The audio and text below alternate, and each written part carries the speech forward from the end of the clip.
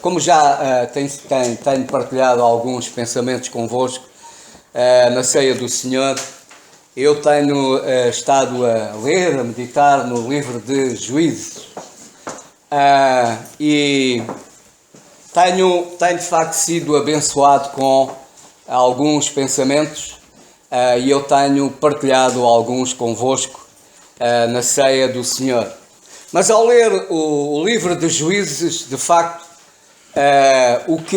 a ideia, pelo menos a minha conclusão a que eu já cheguei, é que de facto existia um caos muito grande, uma certa confusão em Israel. E isso não é, de certa forma, não é surpresa.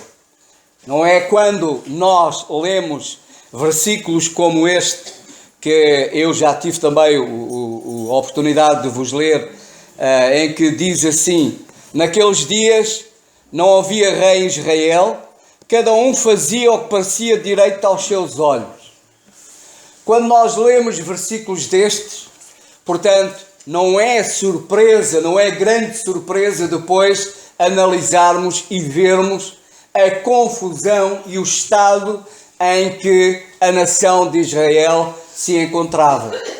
Porque quando nós fazemos aquilo que nós achamos que é o melhor para nós, então o que vai sair de facto é asneira. Este pensamento é algo que predomina no mundo, na nossa sociedade. Hoje o pensamento é: se te sentes bem, faz. Se te sentes bem a fazer, seja aquilo que for, então faz. Ou seja, se é bom aos teus olhos, se vês que de facto é bom para ti, então faz. Não tens que dar satisfações a ninguém, não tens, portanto, responsabilidades perante ninguém, faz. Aquilo que achares que deves fazer, faz. Esse é o pensamento predominante da nossa sociedade. Mas uma sociedade sem Deus. Uma sociedade onde, de facto, Deus está fora. E uma sociedade em cuja degradação tem vindo a aumentar exponencialmente. Os valores têm realmente sido completamente destruídos. Há muitos anos atrás, e nós, os mais velhos e outros irmãos mais velhos, lembram-se que havia, embora as pessoas não fossem, algumas nem religiosas, muito menos crentes com convicções, no entanto, havia algum temor a Deus. Havia algum temor a Deus. Havia valores que eram importantes. Haviam coisas que eram muito importantes, como o caso da família. Portanto, era algo que era valorizado, era algo que era realmente muito importante. E ao longo dos anos, tudo isso se tem perdido. O temor a Deus não existe. Nós sabemos que, de facto, há uma mão que está por trás de tudo isto. Há uma mão que está por trás de tudo isto e está manipulando toda esta sociedade, está manipulando todo este mundo. E quando se fala do mundo, não é a criação, é a sociedade, é a forma como a sociedade está organizada, portanto, a sociedade em si, ela está completamente degradada. Porque tem, de facto, excluído completamente Deus. E por isso, determinados valores têm-se perdido completamente. Como eu disse, não há temor a Deus, não há respeito nenhum por Deus, antes pelo contrário. A família está completamente destruída. Ainda ontem nós estávamos aqui de manhã e falávamos, e o nosso irmão, que é o José Luís, falou sobre esse aspecto. Referiu que, em relação aos jovens, a fase mais crítica, mais difícil, é entre os 15 e os 17 anos. É a fase mais crítica. Aliás, se nós formos ver, e ainda esta semana isso aconteceu em França, em que o jovem numa escola, agora não me recordo se foi com faca, se foi com pistola, mas sei que ele feriu algumas pessoas, um jovem nessa faixa etária, e que inclusivamente o pai dele, alguém influente até nessa cidade, pertencendo à Câmara local, ele ficou em choque, porque ele não conhecia aquele filho. Ele não sabia que o filho pensava daquela forma, ele não conhecia de facto o seu filho. E de facto esse é o problema. É o afastamento entre os pais e os filhos, a falta de tempo que os pais têm para com os filhos, a falta de atenção que os pais têm para com os filhos, e portanto, quando acontece alguma coisa deste género, e se nós, como eu já disse, verificarmos mesmo nos Estados Unidos e outros países onde houve problemas destes com jovens, a faixa etária é exatamente entre essa idade. E normalmente os pais ficam surpreendidos, porque desconheciam completamente os filhos que tinham, porque não prestaram atenção, porque não estiveram presentes. E, de facto, esta é a sociedade que temos, esta é a família que temos, completamente estruturada, e, portanto, porquê? Porque este é o pensamento. O que parece bem aos teus olhos, faz. Não tens que dar satisfações a ninguém. Sentes-te bem a fazer, faz. E depois as consequências são estas. Mas isto é no mundo. Isso é o que se passa nesta sociedade que está sem Deus. Mas o problema é que isto acontece também dentro da igreja. É que isto está a acontecer também dentro da igreja. Este pensamento, se te sentes bem a fazer, faz, já não é só na sociedade, já não é só lá fora, é dentro da igreja também. Quantas vezes nós ouvimos, eu sei o que a palavra de Deus diz, mas eu prefiro fazer isto. Ou seja, aos meus olhos, eu gosto mais, eu acho que é o melhor fazer isto do que fazer aquilo que Deus diz na sua palavra. Mas o problema é que a própria Escritura diz que há caminhos que ao homem parecem direitos, cujo fim é a morte, cujo fim é a destruição. E à medida que nós pensarmos desta forma, podemos ter a certeza de uma coisa, irmãos. O nosso afastamento de Deus vai ser cada vez maior. O nosso afastamento de Deus vai sendo cada vez maior. E este era o problema de Israel naquela altura, e por isso, perante este pensamento, perante esta forma de pensar, por isso não é de estranhar que depois nós lemos, e agora pedíamos que abrisses no capítulo 2 de Juízes, nós lermos acerca de outro versículo que se repete constantemente ao longo de todo o livro de Juízes. Este versículo repete-se constantemente ao longo de todo o livro de Juízes, que é versículo 10, capítulo 2, e foi também pregado a toda aquela geração de seus pais, e a outra geração após ele se levantou, que não conhecia o Senhor, nem tampouco a obra que lhe fizeram Israel, e então fizeram os filhos de Israel, parecia mal aos olhos do Senhor. Fizeram Israel o que parecia mal aos olhos do Senhor. Diz o versículo, no capítulo 3, versículo 7, e os filhos de Israel fizeram o que parecia mal aos olhos do Senhor e se esqueceram do Senhor. Versículo 12, porém os filhos de Israel tornaram a fazer o que parecia mal aos olhos do Senhor, então o Senhor esforçou a Eglon, rei dos Moabitas, contra Israel, porquanto fizeram o que parecia mal aos olhos do Senhor. E isto é constante ao longo de todo o livro. Este comportamento de fazer o que era mal aos olhos do Senhor.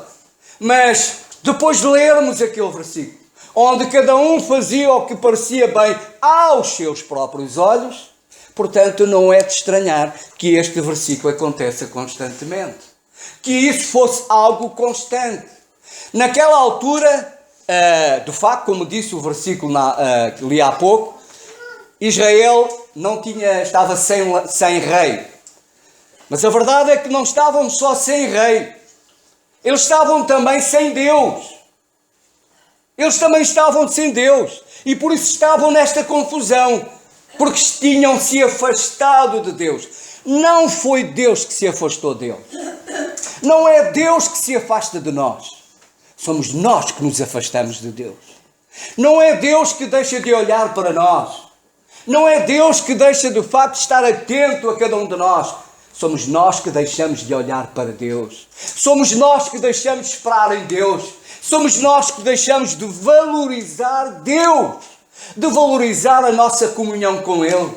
De valorizar o nosso serviço a Ele. E à medida que isso acontece, o nosso afastamento do Senhor é constante. Isso acontecia com Israel. E o que acontecia depois é que o Senhor levantava um homem tomado pelo Espírito Santo para uma determinada missão. Deus, embora perante a desobediência do povo, Deus, na sua graça e misericórdia, atendia ao seu clamor, porque, irmãos, Deus não deixou de falar ao seu povo. Deus não deixou de estar presente no meio do seu povo. Deus não deixou de lhes mostrar a sua vontade. Eles é que a desprezaram. E, irmãos, Deus não obriga ninguém. Eu agora, de repente, lembrei-me de um vídeo que alguém pôs no Facebook. Eu acho que foi a André. De um rapazinho a falar do plano da salvação. Não foste tu? Não, dê-me a ideia. O miúdo falava que era uma coisa impressionante. Acerca do plano, acerca de Deus. E eu achei piada uma frase dele em relação a Deus, quando ele diz: Deus coloca dois caminhos. Ou aceitamos ou rejeitamos. Porque dizia ele, Deus é um cavalheiro. Ou seja, Deus não obriga ninguém. Deus é um cavalheiro. Deus coloca perante nós os dois caminhos. O caminho da bênção, o caminho da maldição, o caminho da vida e o caminho da morte. A escolha é nossa. Israel escolhia. Deus colocava perante eles o caminho que eles deviam seguir. E eles faziam exatamente o contrário. E resultado, caíam subjugados pelos outros povos. E assim passaram anos e anos, sendo prisioneiros de outros povos, escravizados por outros povos. Só quando o Senhor levantou a Josué, quando o Senhor levantou Jefté, quando o Senhor levantou outros homens, e que durante determinado tempo eles permaneceram direitinhos. Mas após a morte desse juiz, desse homem que Deus levantou para conduzir o povo, imediatamente eles caíam. Imediatamente eles desprezavam a palavra de Deus e voltavam novamente a ser subjugados. Porque, irmãos, Deus deu-nos de facto o livre-arbítrio. Nós temos capacidade para tomar decisões. Mas nós devemos pensar que não somente temos liberdade para tomar decisões, mas devemos pensar que também temos as consequências das nossas decisões. E as consequências das nossas decisões, depois somos nós que as suportamos. Somos nós que passamos por elas. Mas não é culpa de Deus, é culpa nossa. Porque Deus nos mostra o caminho certo. Deus nos mostra o caminho que quer que nós andemos, tal como acontecia com o seu povo. E eles não quiseram. No capítulo 2 e no versículo 1, nós lemos assim: E subiu o anjo do Senhor de Gilgal, Puquim, e disse: Do Egito vos fiz subir e vos trouxe à terra que os vossos pais tinham jurado, e disse: Nunca invalidarei o meu concerto convosco. Deus fala com o seu povo. e relembra-lhes o seu amor para com eles. O que ele tinha feito com o seu povo. Israel esteve 400 anos escravizado no Egito. 400 anos foram escravos no Egito. Um escravo, não sei se já pararam para pensar um pouco o que é ser escravo, o que é não ter direitos nenhuns, o que é de facto pertencer a um senhor que podia fazer deles aquilo que muito bem entendia. Podia matá-los, podia subjugá-los ao máximo, humilhá-los ao máximo, podia fazer tudo deles. Era o seu senhor, eram escravos, não tinham direitos, só tinham deveres. E durante 400 anos, esse foi o estado em que Israel esteve no Egito. E o Senhor diz, do Egito vos fiz subir. E um dia o Senhor, na sua graça e misericórdia, ouviu o clamor do seu povo, enviou o seu servo Moisés, retirou-os da escravidão onde se encontravam, levou-os para uma terra que manava leite e mel, uma terra maravilhosa, retirou-os de toda esta condição, este estado de escravos. E diz o Senhor, nunca invalidarei o meu concerto convosco. Ou seja, eu sou fiel à minha palavra. Eu estabeleci um concerto, um acordo convosco, e eu sou fiel à minha palavra. Eu prometi que vos libertaria da escravidão. Eu vos prometi uma terra fantástica. E eu libertei-vos. Eu coloquei-vos numa terra fantástica, onde vocês tinham tudo para serem felizes. Ou seja, o que o Senhor está a dizer é, eu sou digno de toda a confiança. Vocês podem confiar em mim, porque eu sou fiel à minha palavra. Eu não mudo. Eu sou fiel à minha palavra. Vocês podem confiar em mim, tal como eu fiz com os vossos pais, tal como eu fui fiel com eles. Eu sou fiel convosco. Eu não mudo. Eu sou o mesmo. Eu sou digno de toda a confiança. No entanto, diz o versículo 2, e quanto a vós? E agora o Senhor diz, eu sou fiel. Eu cumpri a minha palavra. Eu, de facto, fui fiel ao compromisso que assumi convosco. E vós? Qual foi a vossa atitude? O que é que vocês fizeram? Eu, diz o versículo 2, e quanto a vós, não fareis concerto com os moradores desta terra. Eu disse-vos, vocês vão para uma terra fantástica. Há povos à volta daquela terra. Mas vocês não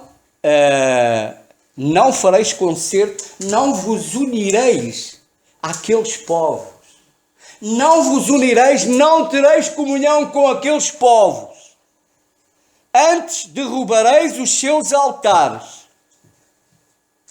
Ou seja, eu quero que vocês mostrem no meio destes povos que vocês são o meu povo, cujos valores são diferentes, cujos princípios são diferentes, cuja palavra é diferente, porque eu sou diferente. Esses povos têm práticas, têm comportamentos que eu abomino. Têm práticas, têm comportamentos que eu aborreço, que eu não concordo, que eu condeno. Eles estão cheios de idolatria, eles estão cheios de paganismo, eles estão cheios de feitiçaria, eles estão cheios de tanta coisa que eu aborreço, que eu abomino. Por isso, vocês não se unam a eles, mas antes mostrem quem é o vosso Deus. Mostrem quem eu sou e mostrem que vocês são o meu povo. E diz, mas vós não obedeceste à minha voz. Por que fizeste isto? Esta é a pergunta que o Senhor fez ao seu povo. Por que fizeste isso?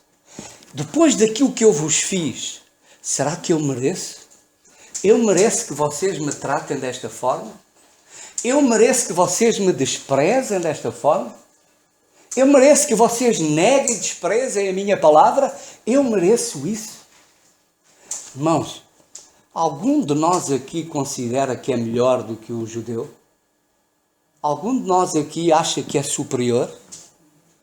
Que é mais sábio, mais capaz, que nunca fará coisa alguma deste género? Algum de nós tem ousadia de dizer uma coisa dessas? Certamente que não. E mais, irmãos, nós que estamos aqui, que somos do Senhor, estamos salvos pela sua graça. O Senhor um dia libertou-nos da escravidão do pecado. O Senhor um dia olhou para nós e viu-nos escravos do pecado, dominados por Satanás, a caminho do inferno, a caminho da condenação eterna. E o Senhor o que é que fez? O Senhor veio ao nosso encontro, veio na nossa direção. O Senhor, aliás, se nós lermos a palavra de Deus logo a partir de Gênesis, nós vemos como o Senhor começa a preparar a salvação do homem. E o Senhor é fiel à sua palavra. O Senhor cumpriu a sua palavra quando na cruz do Calvário Ele deu o seu Filho para morrer na cruz por mim e por ti. Quando ali na cruz do Calvário, o Senhor Jesus Cristo, o Filho de Deus, aquele Filho que o Pai tanto amava, em quem Ele tinha todo o seu prazer, Ele teve que o entregar à morte e morte de cruz. Ele teve que o entregar às mãos dos homens. Ele teve que ver o seu Filho suspenso entre o céu e a terra. Ele teve que ouvir o seu Filho gritar: Deus meu, por que me desamparaste? E sabem porque Deus teve que desamparar o seu Filho? Para amparar-me a mim e amparar cada um de vós. Para nos salvar. Porque naquela altura, quando o Senhor grita desta forma: Deus meu, por que me desamparaste? Os meus pecados, os vossos pecados estavam caindo sobre Ele. Ele estava sendo feito pecado. Ele que nunca pecou. Ele que nunca na sua boca se achou engano. Eram os meus pecados, os vossos pecados, caíam sobre Ele. E o Senhor pagou o preço pela nossa salvação. Ele libertou-nos das garras de Satanás. Ele libertou-nos do pecado. Ele colocou-nos nos lugares celestiais. Ele colocou-nos nos lugares celestiais. Ele colocou-nos e deu-nos certeza de que temos uma salvação perfeita, uma salvação completa. E agora, o Senhor, e quando nós nos convertemos, irmãos, o Senhor não nos retirou deste mundo. O Senhor deixou-nos e estamos aqui neste mundo. Até ao dia em que o Senhor vier buscar a sua igreja, nós estamos aqui. Para quê? Para sermos como o mundo? Para vivermos segundo esta sociedade? Para termos os mesmos valores desta sociedade? É para isso que o Senhor nos quer aqui? Ou o Senhor nos diz: aparta-te? O Senhor nos diz: aparta-te, porque eu quero que no meio desta sociedade perversa, no meio desta sociedade que vive em trevas, eu quero que vocês brilhem para a minha glória. Eu quero que vocês sejam luz do mundo. Eu quero que vocês mostrem a este mundo que há esperança. Eu quero que vocês mostrem a este mundo quem eu sou. Eu quero que vocês mostrem a este mundo que é em Jesus a salvação. Que Ele é o caminho, a verdade e a vida. E que sem Ele não há salvação, não há esperança. Portanto, Deus não nos tem aqui neste mundo para nós nos deixarmos contaminar por esta sociedade, nos envolvermos nesta sociedade defendendo valores que não são os valores de Deus, fazendo práticas, cometendo práticas que nada têm com a palavra de Deus, ainda que muitas vezes nós sabemos que pela palavra de Deus que o que estamos a fazer Deus desaprova. Não é aprovado por Deus. Nós vivemos num mundo onde de facto há tanta coisa, onde a idolatria impera, onde a escravidão impera, onde a idolatria impera, onde o espiritismo impera, onde o aproveitamento e a exploração das pessoas é tremenda. Não há programa nenhum hoje salvo erro. Até há tempos era assim, agora não sei. Mas não havia canal nenhum que não tivesse alguém a deitar cartas e a querer revelar o futuro. Isto Deus condena. O meu futuro eu não preciso que me digam, porque eu sei qual é. O meu futuro está aqui. Eu sei qual é o meu futuro. Eu sei qual é o meu fim. O meu futuro é glorioso. Eu não preciso. Agora há muita gente neste mundo que está ansiosa, está subjugada, está com problemas tremendos, está com medo tremendo e recorre a tudo e a mais alguma coisa para tentar uma ajuda. Irmãos, a única ajuda é o Senhor. Tu sabes disso? Eu sei disso. E o que é que tu fazes e eu faço para mostrar a essas pessoas que a única esperança é Deus? O que é que nós fazemos e dizemos claramente neste mundo? Isso é condenável. Deus condena. Deus não aprova. A única solução para este mundo é Jesus Cristo. O que é que nós fazemos? Por vezes, portamos-nos da mesma forma. Por vezes, vamos ver o signo, o que é que diz. Por vezes, irmãos, ainda que não façamos, mas há uma coisa que nós temos que fazer, é condenar. É dizer, isso está errado. Como muitas outras coisas estão erradas. Como o homossexualismo está errado. Como muita outra coisa está errado. E Deus tem-nos aqui neste mundo para não pactuarmos, mas para dizermos claramente, Deus condena. Deus não aprova. E por isso, eu não aprovo. Eu condeno. É isso que Deus espera de mim. É isso que Deus espera de cada um de vós. E é para isso que Deus nos tem aqui neste mundo.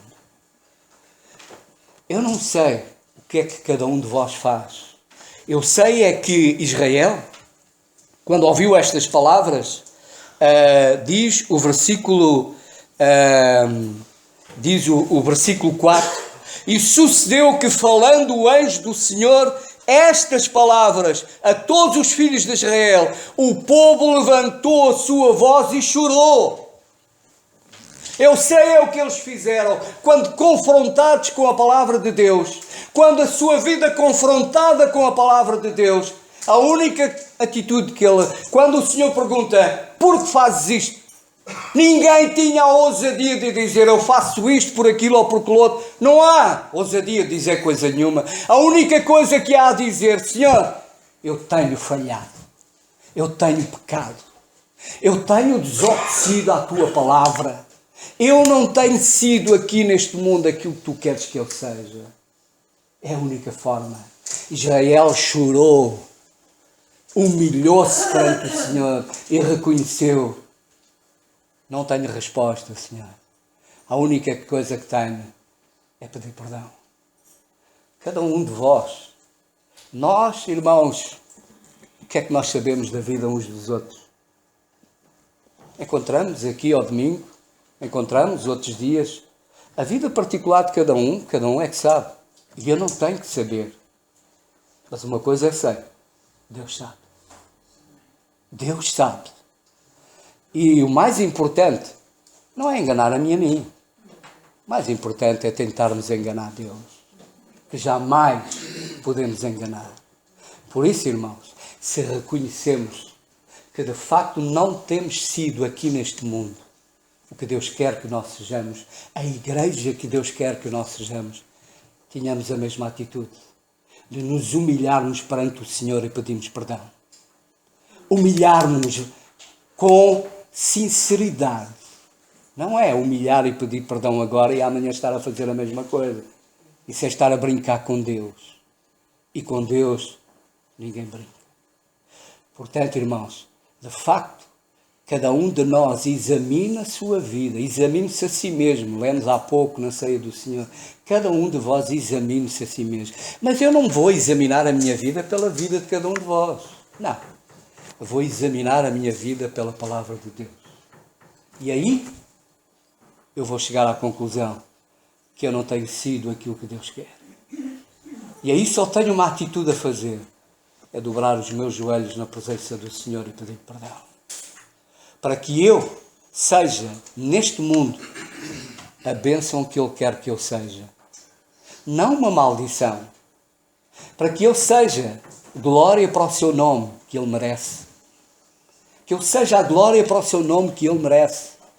Para que, de facto, nós, como igreja, irmãos, eu repito que às vezes, parece que às vezes esquecemos, a igreja não é as paredes. Estamos a embelezar o salão lá em cima e vai ficar bonito. Mas isso não é o mais importante. O mais importante sou eu e cada um de vós. Nós sim é que somos a igreja. Que igreja é que nós queremos ser? Neste caso particular, esta partícula da igreja do Senhor que se reúne aqui na Quinta do Conde, que igreja é que nós queremos ser? Queremos ser a igreja que glorifica verdadeiramente o nome do Senhor. Queremos ser a igreja que ama verdadeiramente a palavra do Senhor, valoriza a palavra do Senhor, que valoriza a comunhão com o Senhor. Queremos ser a igreja que de facto Deus quer que seja neste mundo, que testemunhe, que mostre com clareza o caminho da salvação, que revele completamente, com clareza, quem Jesus é, que seja a igreja que diga que Ele cresça e eu diminua. Que o Senhor, a igreja onde o Senhor seja visível, onde o Senhor seja de facto glorificado. Irmãos, diz o versículo, é só mais um minuto, diz o versículo 3, pelo que também eu disse, não os expelirei de diante de vós, antes estarão às vossas costas, e os seus deuses vos serão por laço. Ou seja, eu não vou expulsar esses povos. Eles vão continuar com vocês. Porque é aí que eu quero pôr-vos à prova. É aí que eu quero ver quem vocês são. É aí que eu quero ver o que é que vocês valorizam a minha palavra. É aí que eu quero ver o que é que eu sou para vocês. E a mesma coisa o Senhor nos diz, cada um de nós. Eu não vos vou tirar do mundo, a não ser quando, repito, quando o Senhor Jesus vier buscar a sua igreja, ou que o Senhor nos chama a cada um de vós. Eu não vos vou tirar do meio deste mundo, porque é aqui neste mundo que eu quero que vocês mostrem quem é a minha igreja. É aqui neste mundo que eu quero que vocês mostrem que são meus, que amam a minha palavra, que valorizam a minha palavra. É aqui neste mundo. O Senhor tem-nos aqui para isso e não nos vai tirar daqui, porque é aqui que eu quero pôr-nos à prova. E que sejamos provados e aprovados pelo Senhor. Que sejamos aprovados pelo Senhor como verdadeiros servos que amam e que servem o Deus Altíssimo, o Deus Todo-Poderoso, o Criador dos céus e da terra, que é o nosso Deus. Que o Senhor nos ajude. Amém.